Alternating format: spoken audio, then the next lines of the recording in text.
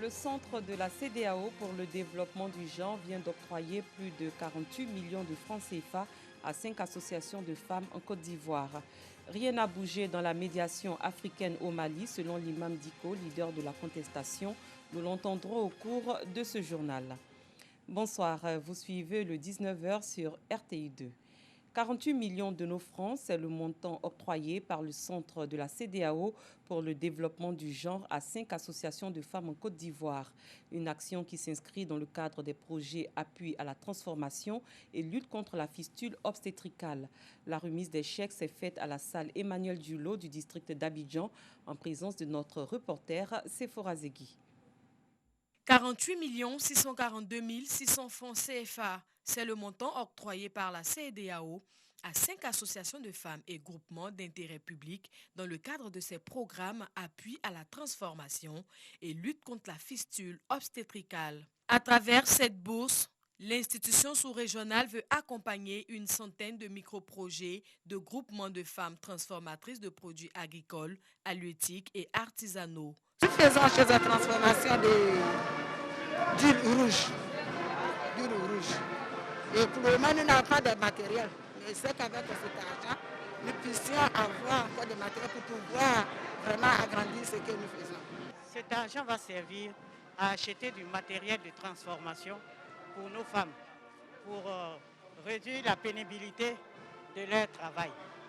Pour Babacar Carlos Mbaye, représentant résident de la CEDEAO, l'institution demeure aux côtés de la Côte d'Ivoire pour renforcer le rôle de la femme dans la société. Des programmes qui ont été conçus par les chefs d'État et de gouvernement pour aider les femmes qui sont des citoyennes à part entière à jouer le rôle dans l'entreprise d'intégration régionale, en renforçant leurs capacités, en renforçant leurs moyens et en les rendant plus visibles.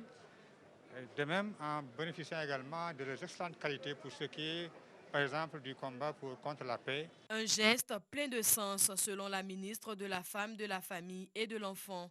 Elle invite les bénéficiaires à utiliser les fonds de manière efficace et optimale. Chers bénéficiaires, vous avez été choisis pour la pertinence de vos projets. L'opportunité qui vous est offerte vous permettra de réaliser vos différents projets avec succès, je le souhaite, pour l'épanouissement et le bien-être des femmes et des familles.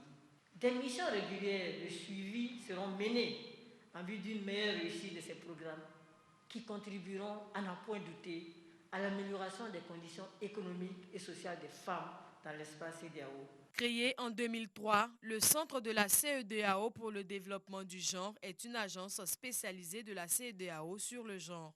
Sa mission, contribuer à l'effectivité de l'égalité du genre et de l'équité dans la région. Depuis 2010, 400 femmes porteuses de fistules obstétricales ont subi des interventions chirurgicales gratuites. 750 jeunes filles ont bénéficié de bourses d'excellence. Adjamé à sa radio, cette commune cosmopolite, carrefour commercial par excellence, accueille plus de 3 millions de visiteurs par jour. Ces populations pourront désormais avoir des nouvelles sur le 102 FM. Les autorités municipales voient en Adjamé FM un outil au service de la solidarité et de la cohésion. Clément Beaucoup.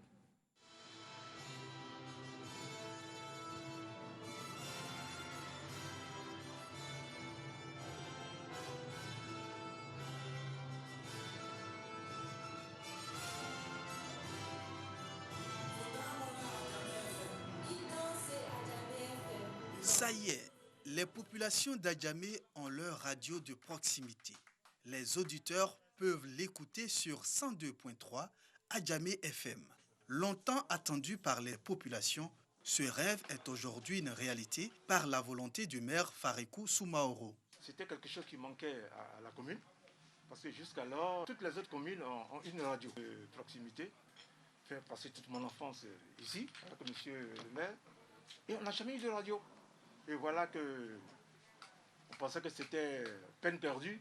Et voilà qu'aujourd'hui, 23 juillet 2020, monsieur le maire nous a arrêté une épine du pied et je suis venu tout juste pour lui dire merci et le féliciter. La tutelle salue l'initiative et rappelle quelques points saillants du cahier de charge des radios de proximité.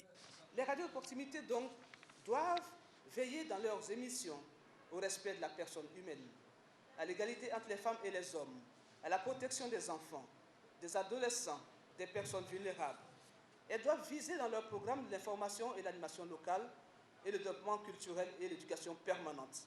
Sont donc interdites de production et de diffusion d'émissions à caractère politique, ne doivent pas programmer des émissions contraires aux lois, aux bonnes mœurs ou portant atteinte à la sécurité du pays et à l'unité nationale. Pour Farikou Soumaoro, les missions d'Adjamé FM sont claires. Des missions de proximité, des missions de cohésion et des missions de sensibilisation de la population.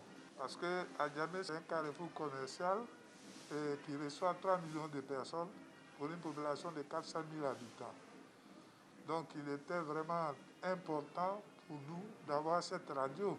Plusieurs personnalités ont voulu être des témoins de l'inauguration de cette radio qui contribuera à coup sûr à resserrer les liens de fraternité entre les populations selon les initiateurs. Adjamé FM émet depuis les locaux de la mairie d'Adjamé. Les actions pour faire face à la Covid-19 continuent d'être menées sur le terrain. Les entreprises intervenant sur le site de la centrale d'Azito ont initié une journée de sensibilisation et d'information. C'est un projet de l'Interafricaine pour la promotion de la santé et les droits humains. Il vise notamment à aider les populations riveraines à lutter contre la pandémie du coronavirus. Dangui Dangui. Animation, jeux concours. Une journée de sensibilisation et d'information des populations sur la Covid-19 à Azito, village ébrié situé dans la commune de Yopougon. C'est une initiative de l'Interafricaine pour la promotion de la santé et des droits humains et ses partenaires. Nous savons que la pandémie est très dangereuse, donc il est important que nous côtoyions la population pour leur donner l'essentiel, c'est-à-dire les gestes barrières qui permettent de les préserver contre la maladie. Dans le cadre du projet de restructuration des réseaux électriques de Côte d'Ivoire Énergie, l'entreprise RMT a été adjudicatrice du marché et on doit poser 170 km de câbles électriques. Dans ce cadre-là, Côte d'Ivoire Énergie organise des campagnes de sensibilisation pour lesquelles donc RMT a été associé sur différents sujets, notamment la lutte contre la Covid-19. Cette journée d'information et de sensibilisation s'inscrit dans le plan de gestion environnementale et sociale de chantier des entreprises EIFAGE, RMT et Côte d'Ivoire Énergie. Il est décédé le 19 juillet dernier à l'âge de 87 ans. Un hommage national a été rendu ce vendredi à la primature à Seydou Eliman Diarra, Premier ministre de Côte d'Ivoire de décembre 1999 et octobre 2000, puis de février 2003 à décembre 2005. L'homme d'État a été inhumé aujourd'hui même dans la stricte intimité familiale. Les cérémonies des 3e et 7e jours auront lieu à la mosquée de la Riviera Golf. Une messe d'action de grâce est prévue le samedi 25 juillet 2020 dans l'après-midi à l'église Saint-Jacques des Deux-Plateaux dans la commune de Cocody. Seydou Eliman Diarra était le premier président de la Haute Autorité pour la bonne gouvernance, une fonction qu'il a occupée de mars 2015 à juillet 2017. Seydou Eliman Diarra était l'un des premiers ingénieurs agronomes en Côte d'Ivoire. Direction la commune d'Abobo où est mis en œuvre un projet d'assainissement et de ravalement de surface. L'opération dénommée Abidjan Ezo a permis à cette commune de briller de mille feux après 2 semaines de travaux, comme nous l'expliquent Bintou Pekele et Clément Boko. Des murs peints de différentes couleurs sont visibles depuis quelques jours dans la commune d'Abobo. Un nouveau visage que la mairie souhaite donner au centre de la commune. Le projet de ravalement des façades dénommé Abobo Ezo ravit déjà la population. Je suis de Yopougon. La commune d'Abobo, je pense qu'avec la peinture des murs, c'est bien présentable. Ça change le visage de la commune. Oui, c'est un travail excellent que le maire est en train de faire. La nouvelle couleur que je vois embellir la ville, c'est un autre visage.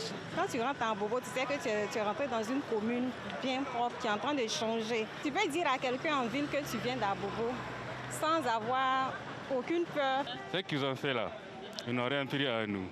Même un sachet d'eau, on n'a pas pris avec nous. On remercie l'État. Tronçon de la gare au carrefour Samaké. Les travaux de ravalement des façades sont en cours. Dosso, chef de l'équipe 4, est à pied d'œuvre avec ses coéquipiers pour redonner belle allure à cet immeuble. On nous a donné un champ avec un temps bien précis. Et c'est ce que nous faisons. On passe à la phase du nettoyage des bâtiments d'abord, avant de passer à la phase de la peinture. Avant qu'on arrive sur un bâtiment, un jour auparavant, on vient avertir soit les propriétaires ou bien soit les habitants. Au départ, c'était difficile, mais quand les couleurs ont commencé à réjaillir, vous savez, on est un peu demandé partout. Donc ça fait un peu la rivalité entre les bâtiments et ça nous ravit. Ce projet d'embellissement est entièrement financé par la mairie. Selon le directeur technique, cette étape est une phase test qui concerne 269 bâtiments. Le ravalement des façades concerne à peu près 482 000 m². Qui vont être ravalés sur 269 bâtiments.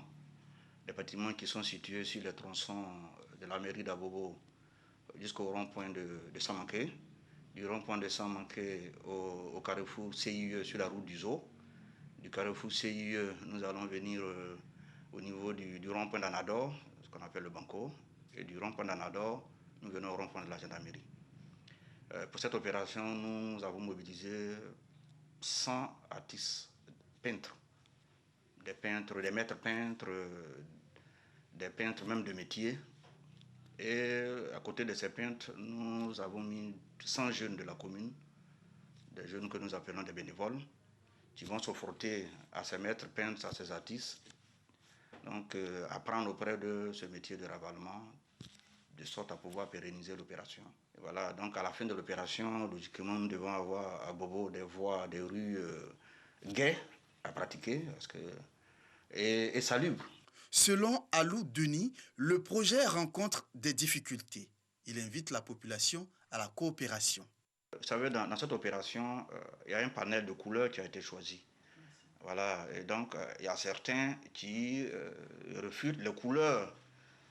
On a eu un départ, donc en principe, à partir du départ, les autres concessions n'ont plus de choix par rapport à la couleur.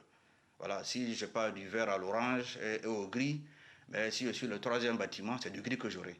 Voilà, donc avec l'information, la sensibilisation, nous pensons que beaucoup ont commencé à comprendre. Ailleurs, c'est mon bien immobilier, c'est moi-même qui dois investir. Et l'administration, la mairie, a des tests pour les obliger à le faire.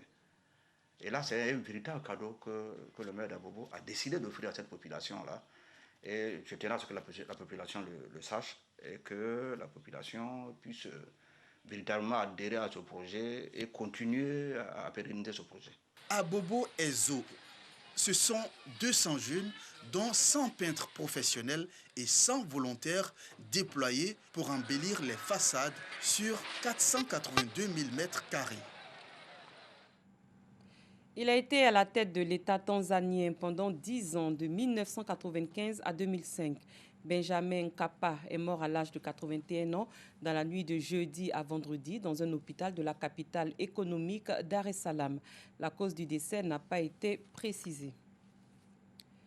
Les efforts de médiation de 5 chefs d'État d'Afrique de l'Ouest jeudi à Bamako pour trouver une solution à la grave crise politique que traverse le Mali depuis juin n'ont pas permis de faire bouger les lignes. C'est ce qu'a déclaré la figure centrale de la contestation, l'imam Mahmoud Diko. Je vous propose de l'écouter. Pas du tout. Rien n'a bougé pour le moment. On ne nous a rien dit que j'ai pu comprendre. Je voulais vraiment le dire très sincèrement.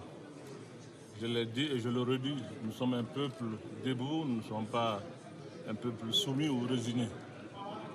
Et moi, je le dis, je préfère mourir martyr que de mourir traître. Les jeunes gens qui ont perdu leur vie ne l'ont pas perdu pour rien. Et si vraiment ce qu'on nous a dit, c'est à cause de cela qu'ils se sont réunis, je pense que rien n'a été fait pour le moment.